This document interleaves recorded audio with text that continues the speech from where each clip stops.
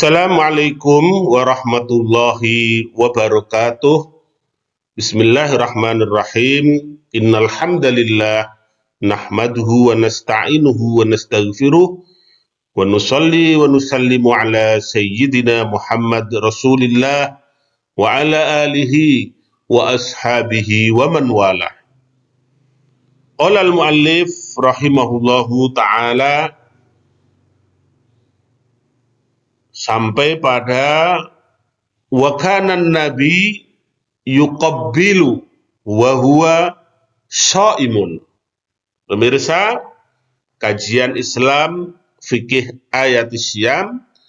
Mari kita lanjutkan pada penjelasan berikutnya. Dan wa kana nabi, pernah nabi yuqabbilu. Nah, menarik ini mengisahkan bagaimana hal yang dilakukan di siang hari bulan Ramadan. Ada kata yuqabbilu, jadi tidak yakbalu ya. Qabila yakbalu itu artinya menerima. Kalau taqabbala itu artinya menerima dan kemudian memberi imbalan, pahala. Maka taqabbalallah. Kalau qabila itu menerima secara umum. Jadi ada qabila, ada ya yakbalu, qabila yakbalu, ada taqabbala ya taqabbalu, ada qabala yuqabilu. Qabala itu artinya menghadap.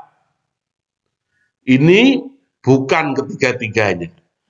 Ya, ini bukan menerima, ini bukan menghadap, ini juga bukan menerima dan memberikan imbalan. Tetapi Nabi pernah yuqabbilu wa huwa shaim. Apa arti yuqabbilu? Nabi pernah mencium padahal beliau dalam keadaan berpuasa. Kama jaa an Aisyata radhiyallahu anha. Sebagaimana riwayat yang datang dari Ibunda Aisyah sendiri, Ibunda kaum mukminin, qalat, beliau berkata, kana Rasulullah sallallahu alaihi wasallam yuqabbilu wa huwa shaim. Rasulullah pernah mencium padahal beliau sedang berpuasa. Wa yubasiru wa huwa shaim. Dan Rasulullah juga pernah mubasarah padahal beliau puasa. Mubasarah di sini berbeda artinya dengan mubasarah yang kemarin di dalam Al-Qur'an.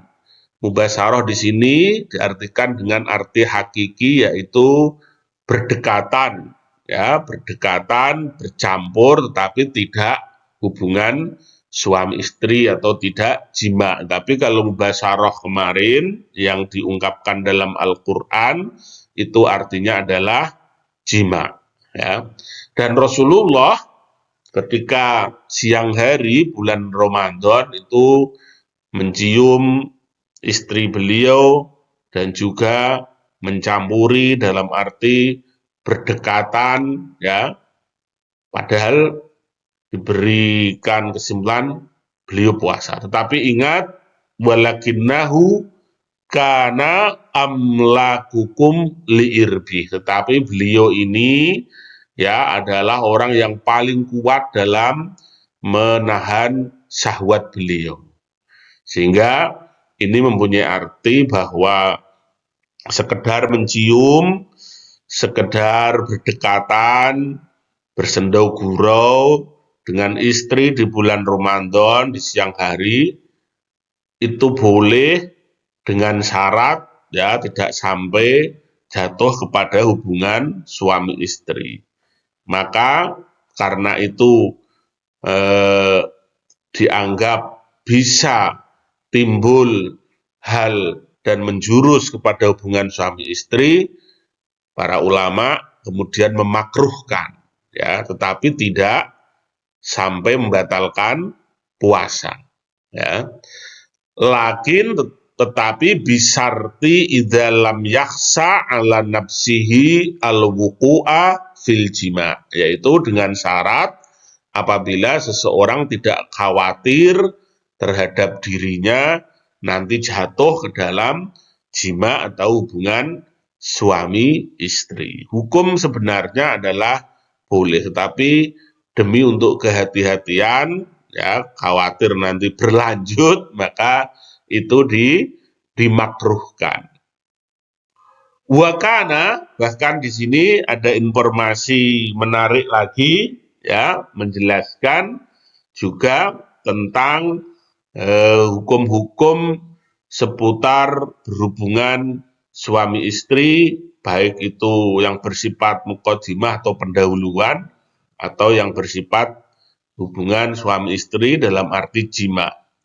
Wa kana yudrikuhul fajru wa huwa junubun min ahli. Bahkan pernah Rasulullah itu menjumpai fajar, subuh, itu beliau dalam kondisi junub. Jadi menanggung hadas besar. Padahal subuh itu dimulainya puasa. Start awal mulai berpuasa. Bagaimana ini? Wa an Aisyata wa Ummi Salamah radhiyallahu anhuma, diriwayatkan dari Ibunda Aisyah dan Ibunda Ummi Salamah, anna Rasulullah sallallahu alaihi wasallam kana yudrikuhul fajru wa huwa junubun min ahli. Persaksian dari dua ibunda kaum mukminin bahwa Rasulullah pernah, ya, dalam waktu fajar, artinya menemui waktu fajar, waktu sudah subuh, ya, itu kondisi beliau junub. Apakah itu membatalkan puasa? Maka jawabannya adalah tidak membatalkan puasa. Jadi apabila ada orang melakukan hubungan suami istri pada saat waktu sahur, kemudian setelah itu misalnya tidur lagi dan bangun sudah subuh, bahkan sudah lewat adzan subuh, ya, maka apa yang harus dilakukan? Puasanya tetap jalan, dan ketika ia mau sholat subuh, maka sebagaimana yang dilakukan oleh Rasulullah, summa yagetasilu wa yasumu. Kemudian beliau, ya, mandi, kemudian setelah mandi tentunya sholat subuh dan tetap melanjutkan puasanya. Jadi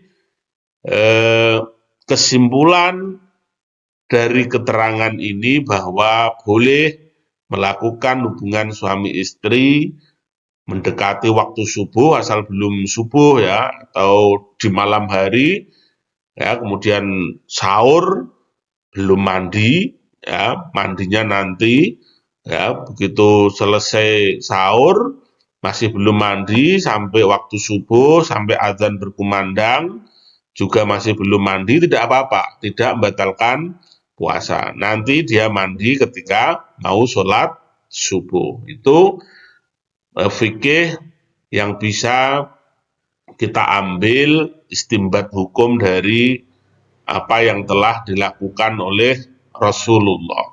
Wa huwa marwiyun an Ali ibni Abi Thalib wa ibnu Mas'ud wa Zaid wa Abu Darda wa Abu Dzar wa ibnu Umar wa ibnu Abbas, dan ada lanjutnya wa huwa madhabu jumhuril ulama bal hukiya al-ijma'u ala dzalik. Ini adalah madhab mayoritas ulama. Bahkan diceritakan, dihikayahkan telah terjadi ijma', konsensus, kesepakatan seluruh ulama-ulama Islam dari berbagai madhab, ya, dari berbagai ragam fikih yang dianut, semuanya sepakat bahwa orang yang berpuasa, maksudnya orang yang dalam kondisi hadas besar, belum mandi, baik dengan sengaja atau tidak, sampai waktu subuh, ya, maka puasanya tetap jalan dan ia mandinya adalah ketika mau sholat subuh. Demikian yang bisa kita sampaikan dalam pertemuan kali ini. Selamat menjalankan ibadah puasa, selamat untuk berbuka puasa sebentar lagi. Mudah-mudahan Allah terima puasa kita, amal-amal kita. Taqabbalallahu minna, billahi taufiq wal hidayah, wal ridho wal inayah. Wassalamualaikum warahmatullahi wabarakatuh.